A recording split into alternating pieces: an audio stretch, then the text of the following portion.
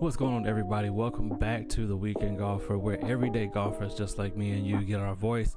And this is that podcast for the golfers who don't play every day, don't practice as much as they want to, but we still love the game. If you're squeezing in that round in between work, family, and life, this podcast is for you. I'm your host, Calvin Miller, and today we're going to be talking about something that every golfer, every weekend golfer wrestles with, and that is how to actually play better without overthinking everything. So it's definitely going to be a good one, so you guys stay tuned.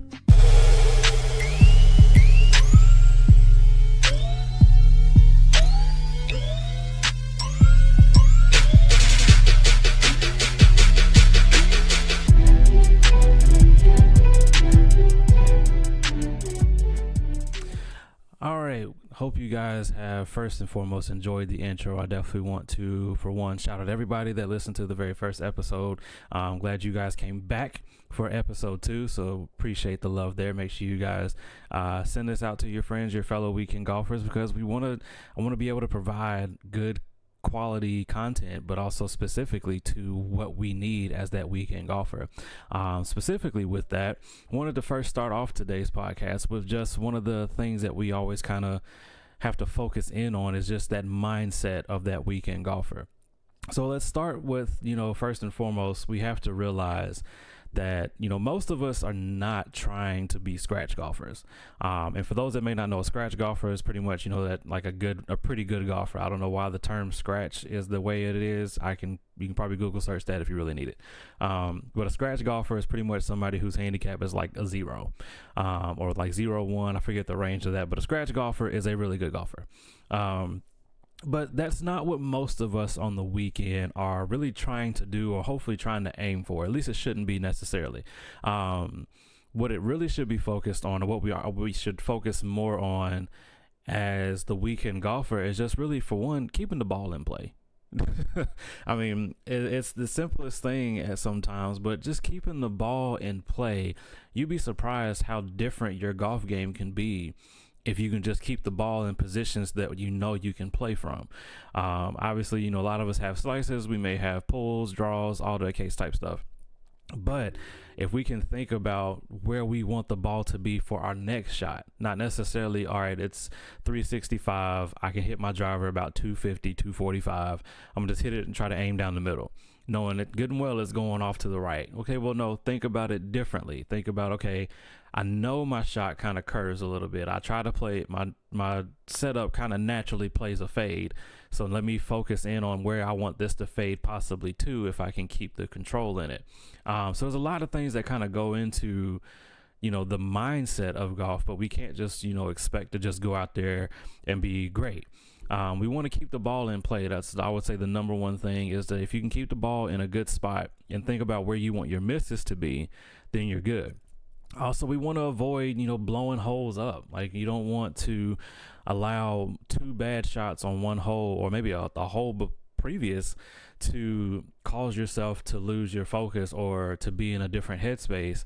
And like I mentioned last week in the last week's podcast, of you are now waiting for, the second round so you can go figure out how many beers you need to kind of make it feel better. We don't want to blow up those holes. We don't want 2 bad shots to lead into a bad round, or we don't want 4 bad shots or 1 bad shot to dictate an entire hole. Like, you hit a tee, you tee off on a par 3 and you're short of the green, you chip on, but it happens to run across to the backside of the green, so now you're not even on, or you got to chip up and down for 3 to save the par, or then you chip up, it rolls back down the opposite side. So like, it's tough, for one. I'm definitely well aware of how tough it is. I, for one, have been the same type of person. I have thrown clubs. I have possibly broken clubs the time of a few of my day. We all have been in that point. But we can't allow one shot to just completely blow up an entire hole or blow up the round. And basically what we really want is we want to be able to walk off the golf course feeling good. Like, no matter what went down, no matter what happened, we want to feel like we've really at least enjoyed it. And the best way that I think we can enjoy that is to make sure that our expectation for our round is very much like, we know what the round, we have a good expectation of what the round should be like based off of what we've done in the past. What I mean by that is your expectations have to match your reps.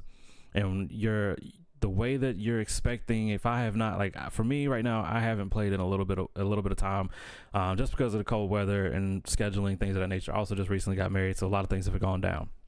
But with that, I'm not expecting the next time I go out to play to shoot a 74 or to shoot a 87. Like, I'm not expecting that. The first couple rounds I go back out to play for, I'm expecting just to make sure that I got my swing back. Like, I'm making small adjustments just to make sure things feel okay, and not necessarily worried about score. Most of the time I won't even do a score, unless it's going really well, then I'll keep up with the score. But in my mind, I'm keeping track of what's happening, but I'm not expecting to go out there and hit anything crazy, because if I've played once a week or once a month, or I can't expect to go out and play like tour level consistency, you know what I mean?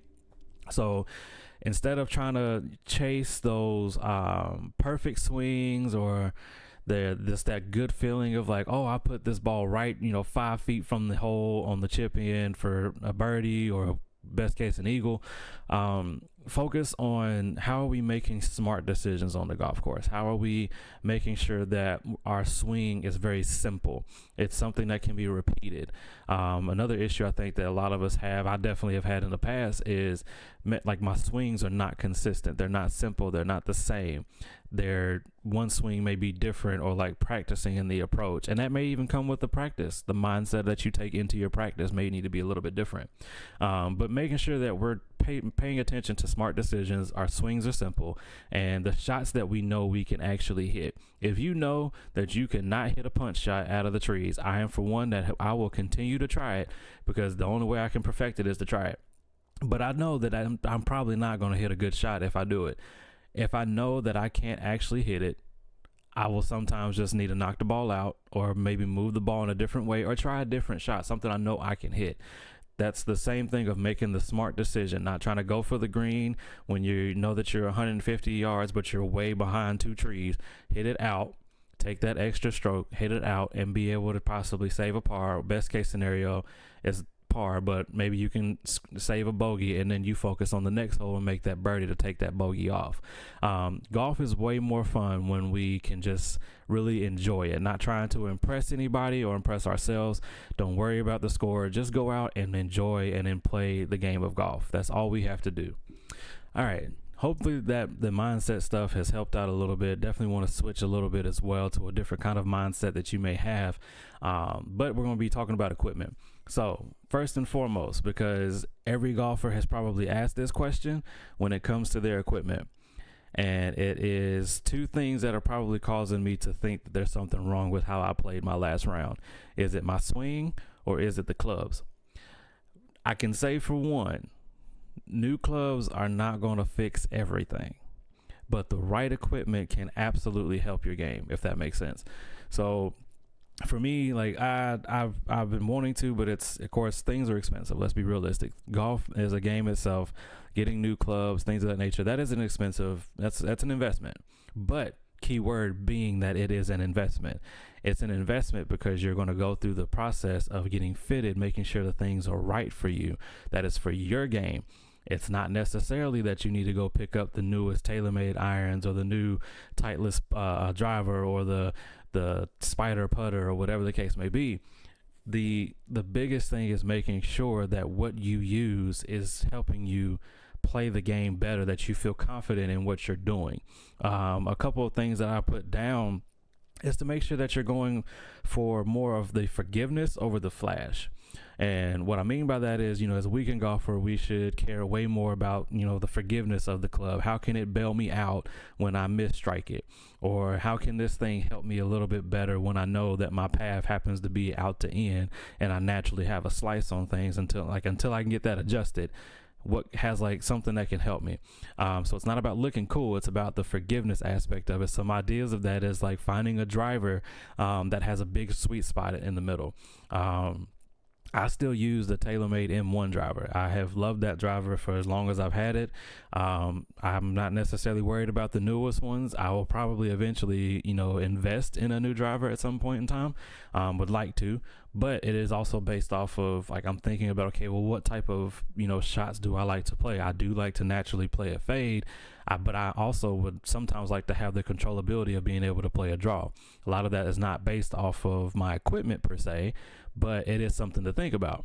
But with that same forgiveness, the driver with the sweet spot, maybe a cavity back iron, or maybe an iron that has maybe a little bit more filling in it at the bottom. The irons I use out, and I'll do a video at some point about my full bag. But the irons I use, like all of my stuff was secondhand purchased, like maybe 6-7 years ago. Like I've had these clubs for a while, but they've been working for me. But the irons that I have are the TaylorMade RSI irons. They have a thicker bottom, which they also provide a little bit more forgiveness. They are bent a little bit up as far as their lie angle, so they are giving me a little bit more of a distance difference than what you would normally get. But it's something that helps my game. Another thing to think about is, putters. Making sure that you have a putter. If you struggle with alignment, maybe get a putter that actually has an alignment line on it. Or like I have the TaylorMade Spider. It's the thicker one. But the one thing I love about the TaylorMade Spiders is that you can choose. With most putters you probably can, but with mine specifically, it has a line that goes from the front of the face all the way to the back. So that helps me with my alignment to make sure, okay, I can see where my line is going, and I can make sure that I'm putting on the line that I want. So that's the type of thing that I mean when we talk about forgiveness over the flash. I'm not worried about, the newest TaylorMade driver or the newest Titleist irons or the newest Vokey wedges or whatever the case may be. What's actually, what can I try that's actually going to help me in my next performance or in playing? And also just, again, that gives me that confidence when I step up to the ball. I will say that if there's any club that's worth spending money on, maybe, like most of us, we do not have the funds probably saved up just yet. Or if we do, all power to you. I'm working on that. But we don't have the funds necessarily saved up to drop, almost, I would say anywhere between, a brand new iron set right now is going to cost you anywhere between $1,100 to maybe $1,600. So none of us have like $2-3 grand at best to redo an entire golf bag of 14 clubs. But if there's one club that is worth spending your money on, there's probably two. I would say it is either your driver or your putter. The reason why is that your driver can be used pretty much on almost every hole, obviously not par threes, unless you're a very different type of golfer. Then we have another thing to talk about. But your driver can be used almost every hole, and your putter is used on every hole. So if there's anything that I would say to spend money on specifically, is going to be one of those two clubs, because they're pretty much one of those ones that people typically are using 90%. Your putter is about 100% of the time. Maybe if you chip in, great. But your driver and your putter, I'd say, is between 85 to 95% of your round is being touched and used. Most people don't pay attention to this as well, but the golf ball matters.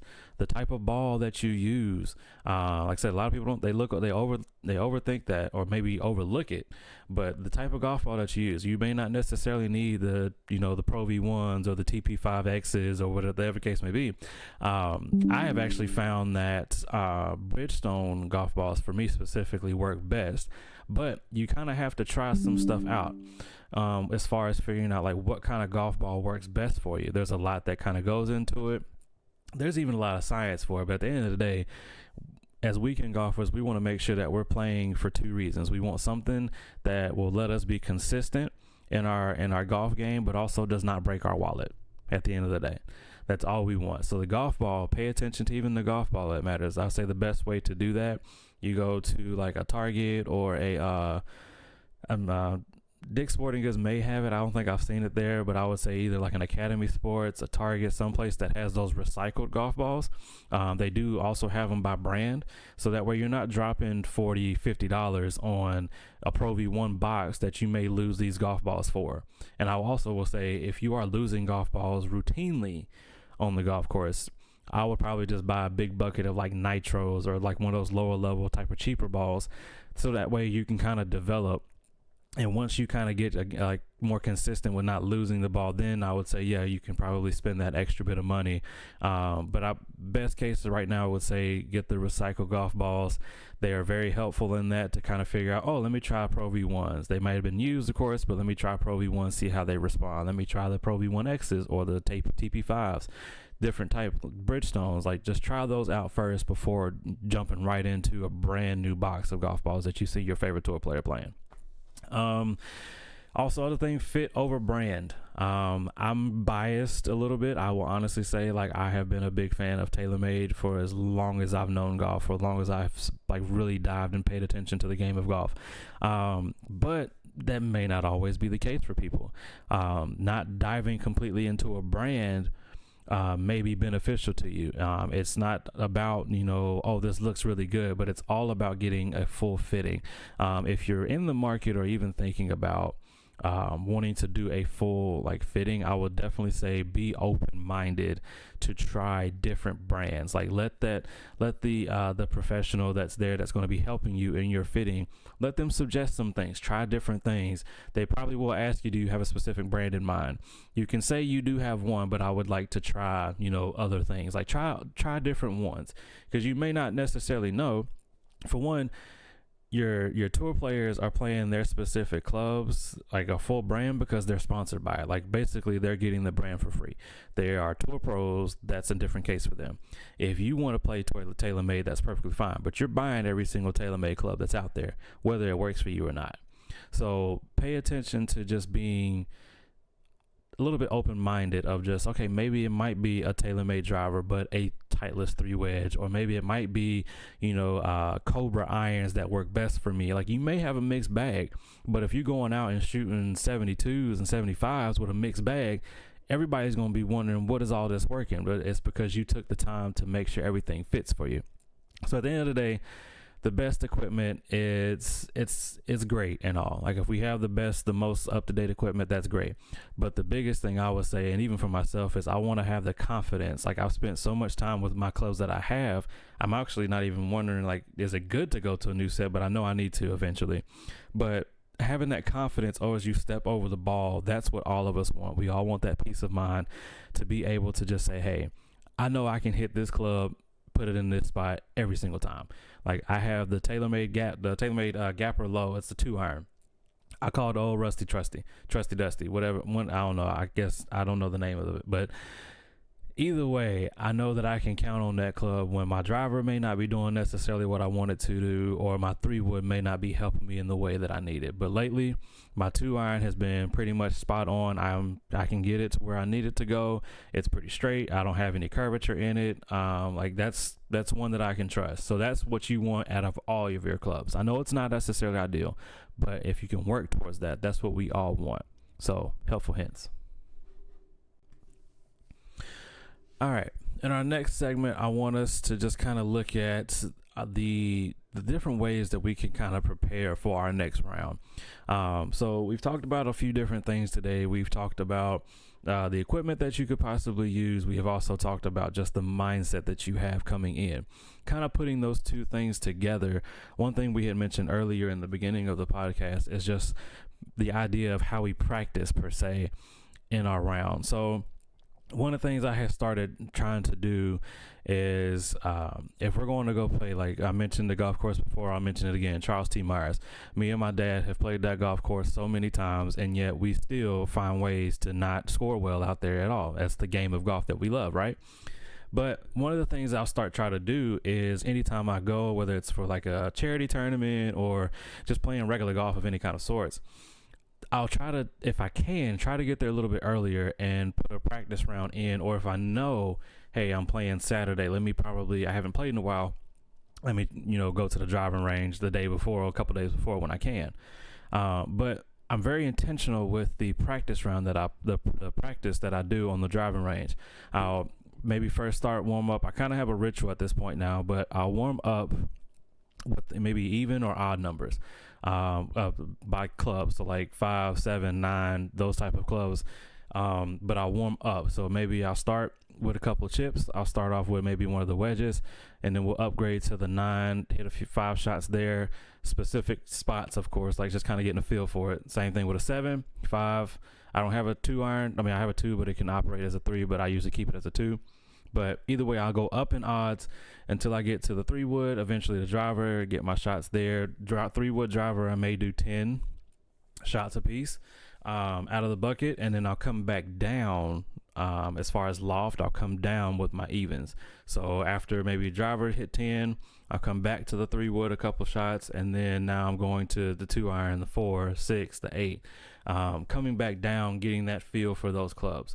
But then for the second half of maybe the session that I'm out there for, I'll start to visualize the actual, like the golf course I'm going to be playing. At Charles T. Myers, it can be kind of a little bit easier. Like if that golf course is where you're playing and their driving range, you can see a few holes, you can kind of easily picture them. Or if it's the course that you, like your home course, essentially, you know how to play that course, or you know what to expect with that golf course. So, but with that, I'm really intentional about, okay, I know the first hole curves a little bit to the right. It's uphill, but it curves a little bit to the right. There's a fairway bunker that's right about at the 165, 75 yard mark to the right side of the fairway. I know that the fairway sits right at the 150 mark, but you got about maybe 50, 40 yards, maybe even 60 at a stretch on one side far out before you hit the cart path, and the other side you got the trees that are probably about 60, 65 yards from that 150 marker. So these are all these things that I'm thinking of just in the driving range. So I'm just visualizing, okay, I want my tee shot to go online with the 150 marker straight down the middle. If it does turn, I don't want it to turn until maybe a little bit later. I don't want to push it too hard to go into the bunker, but I know I can carry past the bunker if it does. So I'm safe in just hitting straight, and even if it turns, it comes past the bunker, and then it leaves me with maybe 100 to anywhere between 100 to 85, depending upon the temperature and how the ball rolls at that point.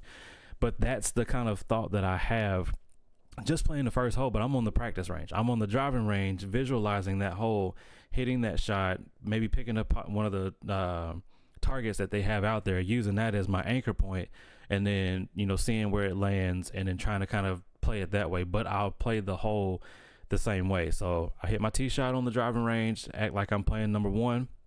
From that point, I'll say, okay, I can have anywhere between 100 to 95 or 93 yards or whatever.